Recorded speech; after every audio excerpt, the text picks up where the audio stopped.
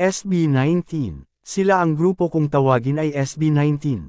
Di galing sa ibang bansa kundi sa atin. Binubuo nina Ken, Sejan, Stel, Josh at Justin. At tinawag ang kanilang mga fans na 18. Isa si Sejan o mas kilala bilang Pablo. Naging leader ng grupo dahil sa kakaibang talino. Pagsulat ng kanta, sa kanya sisiw lang ito. Dahil sa kanyang abilidad ako'y napahanga ng husto. Isa rin si Ken, Philip sa kanilang mga miyembro.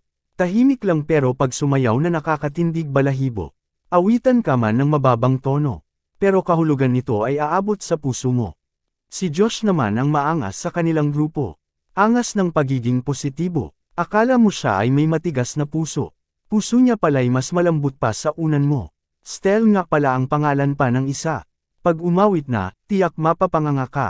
Kanyang mataas na boses, talagay kakaiba. Mala Disney ang tinig niya, di po ba? Si Justin naman ang cute at makarisma. Sa unang tingin akala mo siya ay nakatira sa Korea. Dahil sa kanyang mala-Korean na kutis at mukha. Pero ang pagiging Pilipino, buong-buo sa puso niya. Lahat sila ay may angking kagwapuhan. Di lang pisikal pati na ang kanilang kalooban.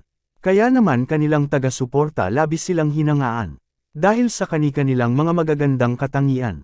Sana po nagustuhan niyo po ang ginawa kong tula mga Kaps, ka-18.